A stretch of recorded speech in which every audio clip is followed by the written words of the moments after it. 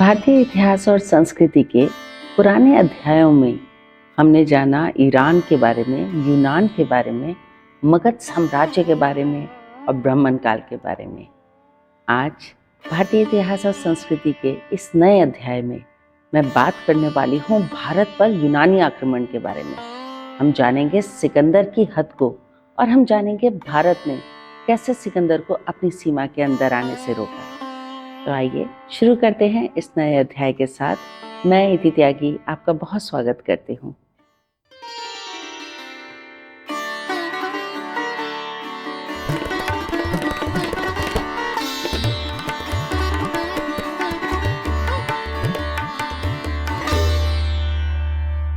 भारत पर यूनानी आक्रमण में आज हम जानेंगे कि कैसे सिकंदर ने अपनी सीमाएं आगे बढ़ाई और भारत की तरफ कूच करने लगा। ग्रीक लोग स्वयं को मेसोपोटामिया निवासियों से अधिक सभ्य और सुसंस्कृत समझते थे। जब ईरान ने ग्रीकों पर चढ़ाई का विचार किया तो ग्रीकों ने उनका मजाक उड़ाया और जंगली तथा असभ्य कहकर संबोधित किया।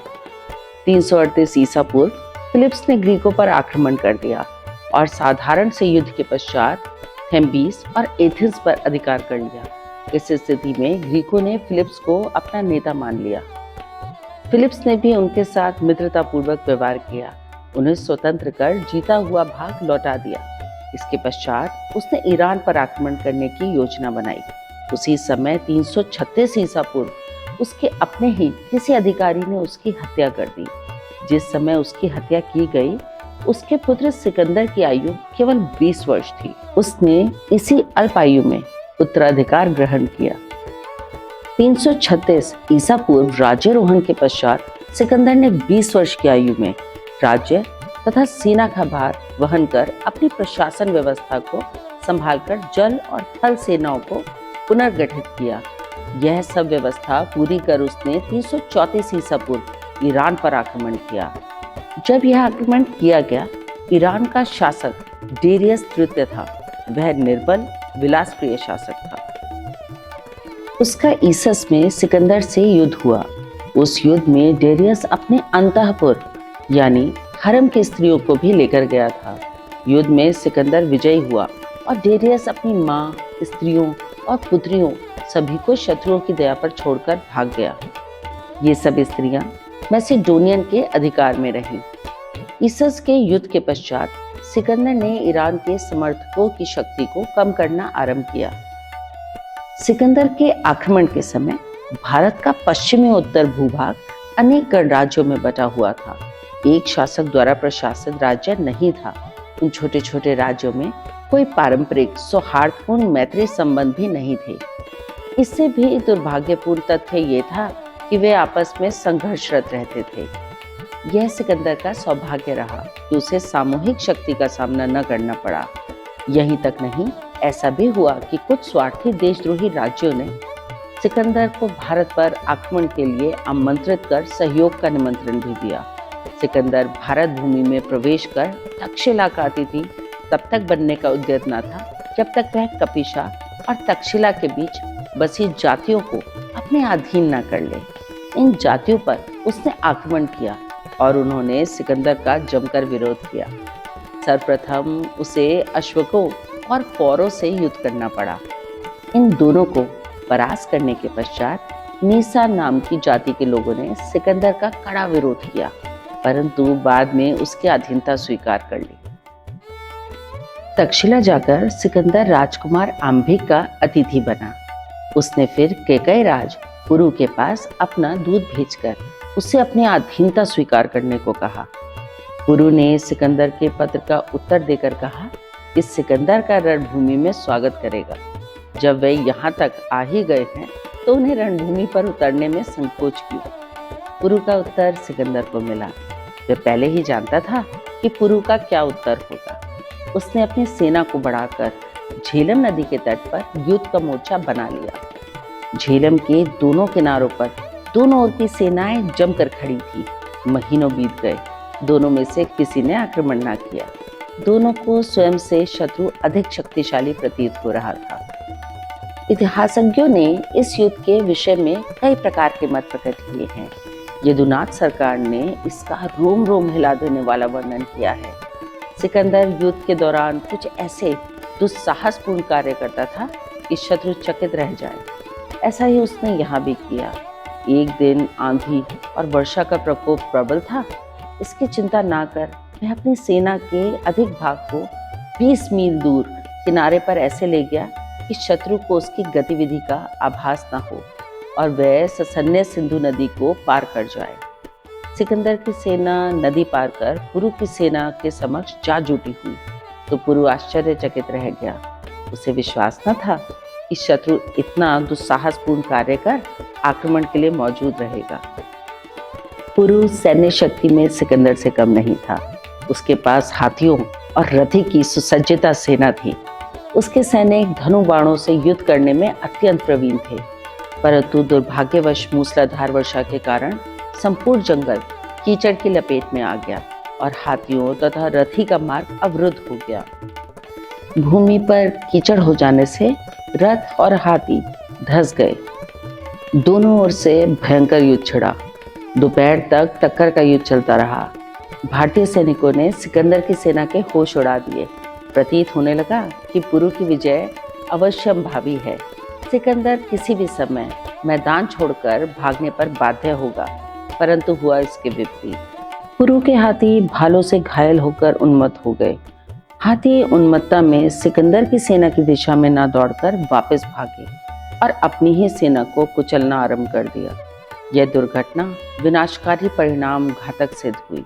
भारतीय सैनिकों में भगदड़ मच गई, परंतु पुरु ने इस भयंकर विपत्ति के सामने घुटने नहीं टेके और न ही अपने प्राणों की रक्षार्थ पीठ दिखाई। वह अपनी सेना को विपत्तिग्रस्त देखकर भी अपने हाथी से नीचे न उतरा और शत्रु का जमकर सामना करता रहा। पुरु की शक्ति क्षीण होती गई और वह पूर्ण साहस से युद्ध करता रहा और इसी स्थिति में बंदी बना लिया गया। उसे बंदी बनाकर सिकंदर के सामने लाकर सैनिकों ने उपस्थित किया तो सिकंदर ने पुरु से प्रश्न किया, अब तुम हमारे बंदी हो पुरु, तुम युद्ध में पराजित हुए, बताओ अब हम तुम्हारे साथ कैसा व्यवहार करें। पुरु सिकंदर के समक्ष निर्भीक खड़ा था। उसने स्पष्ट शब्दों में कहा, आपको हमारे साथ वैसा ही व्यवहार करना चाहिए जैसा विजयी राजा विजित राजा के साथ करता है। जब हमने आपके आक्रमण का सामना करने में संकोच नहीं बरता तो आपको भी अपने व्यवहार में किसी प्रकार का संकोच क्यों करना चाहिए। सिकंदर पुरु के स्वाभिमानपूर्ण निर्भय होकर दिए उत्तर से बहुत प्रभावित हुआ। उसने पुरु के साथ सम्मानपूर्ण संधि की। उसका राज्य उसे लौटाकर उसकी ओर मित्रता का हाथ बढ़ाया। पुरु ने भी सिकंदर का हाथ अपने हाथ में थामा और उसके भावी अभियान में उसका साथ दिया। पुरु से संधि के पश्चात सिकंदर का मार्ग कुछ सरल बना। उसे अपनी विजय के उपलक्ष्य में 2 नगर बसाए। गत युद्धों के पश्चात सिकंदर ने भारत के कुछ भूभाग पर अधिकार तो प्राप्त कर लिया था, परंतु उसका मूल्य चुकाना पड़ा। वह सौदा उसे सस्ता नहीं पड़ा। पहले युद्धों के फलस्वरूप उसने जो मिस्र, ईरान और बलख पर विजय प्राप्त की थी, उसने कोई विशेष हानि ही सहन करनी पड़ी थी और इतनी धन जन की हानि हुई। पश्चिमी एशिया से भारत का सौदा पर्याप्त महंगा पड़ता नजर आ रहा था। भारतवासी अपनी एक एक इंच भूमि के लिए प्राणवत तरीके से युद्ध कर रहे थे। अश्वकों का विरोध 1 महीने तक हस्ती द्वारा युद्ध भूमि उसके ससन्य होकर रोक कर रखना, पुरु के साथ भयंकरतम युद्ध करना, इन घटनाओं के कारण सिकंदर के सैनिक तिलमिला उठे थे। उन्हें भारत में प्राप्त विजय उपलब्धि नगण्य दिख रही थी। सब लोग क्षुब्ध बने थे। उन्हें अपने अपने घरों का मोह सता रहा था। वे अपने घर पलक मारते वापस जाना चाहते थे। उनके लिए आगे बढ़कर भारत भूमि में प्रवेश कर पाना स्वप्न तुल्य होता जा रहा था। सिकंदर की अपनी विजयी अभियान की यात्रा से प्रस्थान यात्रा अधिक कष्टप्रद रही। उसे इस यात्रा के दौरान पग पग पर संकट बना रहा और अनेक गणराज्यों के प्रतिनिधियों से रक्त रंजित टक्करें लेनी पड़ी। व्यास नदी के किनारे किनारे सिकंदर अपने मित्र पुरु के राज्य झेलम की ओर बढ़ा।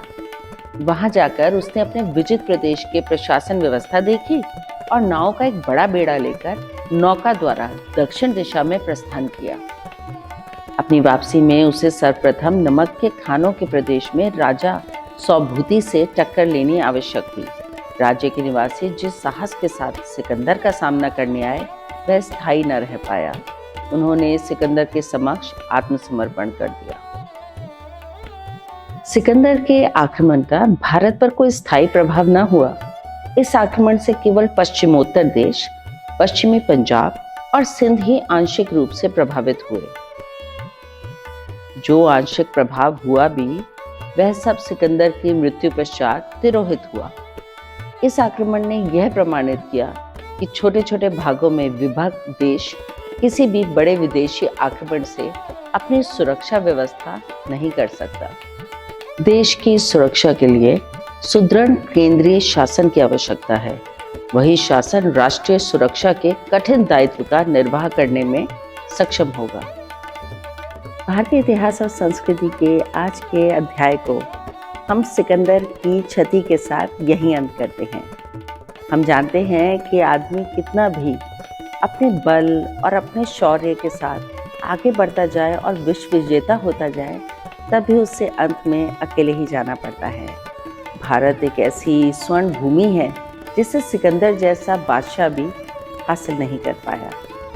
मैं इति त्यागी अपने सफ़र को आज यही विराम कर देती हूँ। मैं आशा करती हूँ कि आपको मेरी छोटी सी कोशिश भारतीय इतिहास और संस्कृति के माध्यम से पसंद आई होगी। मेरे साथ जुड़े रहने के लिए बहुत धन्यवाद। नमस्कार।